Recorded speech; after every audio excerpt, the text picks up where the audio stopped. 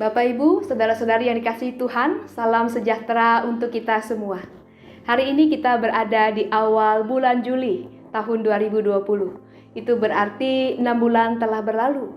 Dan saat ini juga di masa yang akan datang kita masih belum tahu bagaimana keadaan dan kondisi kita. Karena saat ini kita masih dilanda pandemi COVID-19. Saya bertanya, apakah Bapak Ibu masih merasakan khawatir, cemas, dan takut?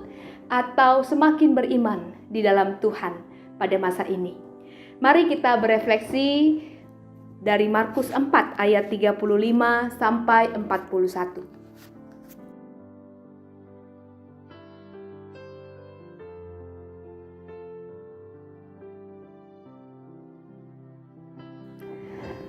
Bapak, Ibu, saudara-saudari, diceritakan di sana bahwa murid-murid dan Yesus tengah berada di dalam perahu. Mereka melintasi danau Galilea hendak menuju ke seberang.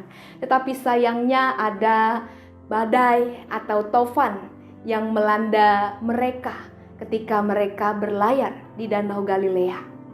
Mereka begitu cemas, bahkan takut. Dan mereka melihat Yesus tertidur.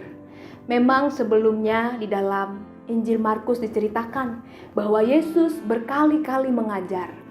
Jadi wajar pada waktu itu kalau Yesus begitu lelah sehingga ia tertidur di dalam perahu. Tetapi pada akhirnya murid-murid membangunkan Yesus. Meskipun pada awalnya mereka menyangka bahwa Yesus tidak peduli, Yesus kemudian bangkit dan meredakan angin ribut. Danau pun kemudian menjadi tenang. Bapak, Ibu, saudara-saudari, ada 3 hal yang bisa kita refleksikan dari cerita di dalam Injil Markus ini. Yang pertama adalah badai dapat menyerang siapa saja. Kalau dikatakan di sini murid-murid diserang oleh badai. Kita yang adalah murid Tuhan, orang yang dekat dengan Tuhan, mungkin pelayan Tuhan, orang yang aktif melayani Tuhan, bisa diserang oleh badai. Badai ini bisa berupa sakit, penyakit, penderitaan, duka cita, pergumulan, konflik, dan masih banyak lagi masalah yang harus kita hadapi. Kita bisa anggap itu sebagai badai kehidupan. Jadi baik tua muda, laki-laki perempuan, besar kecil, orang yang percaya Kristus ataupun tidak, semua manusia selama masih hidup di dunia ini pasti dapat mengalami atau bahkan diserang oleh badai kehidupan. Yang kedua, Bapak, Ibu, saudara-saudari, badai kehidupan menunjukkan kualitas iman kita.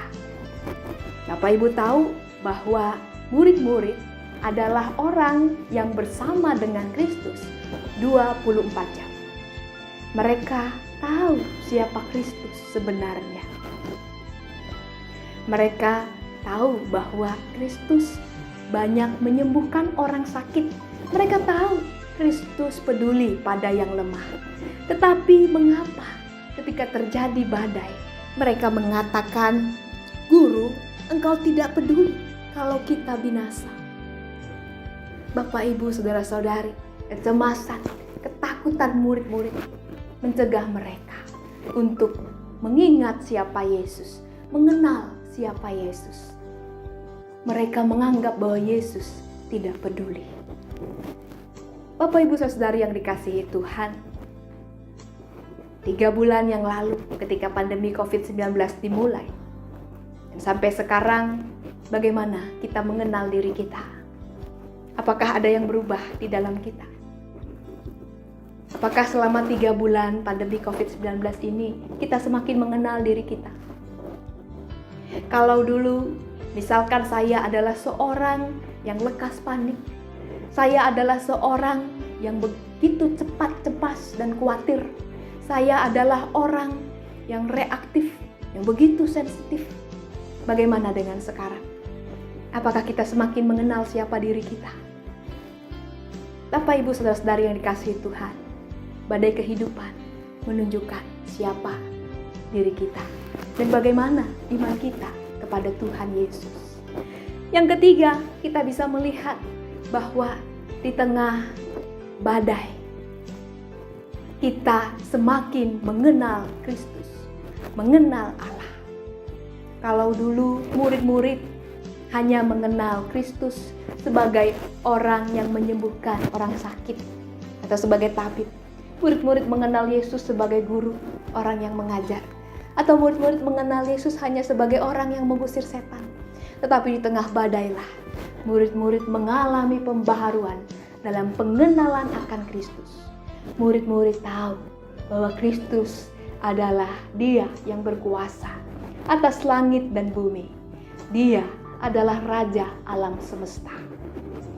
Pada saat inilah murid-murid tengah mengalami pembaharuan bahwa Dialah Kristus, Allah yang menyelamatkan mereka dari badai yang mereka alami.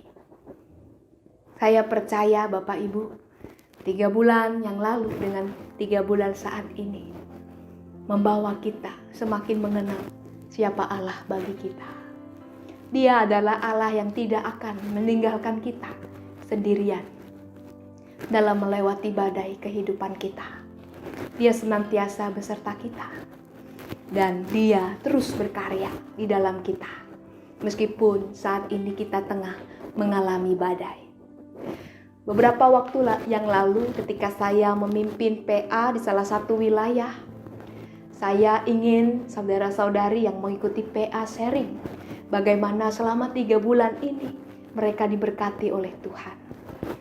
Ada yang mengatakan bahwa selama pandemi COVID-19 saya mempunyai banyak waktu bersendau gurau dengan anak-anak. Saya punya banyak waktu untuk keluarga. Ada yang mengatakan bahwa sekarang saya lebih care dengan kesehatan saya.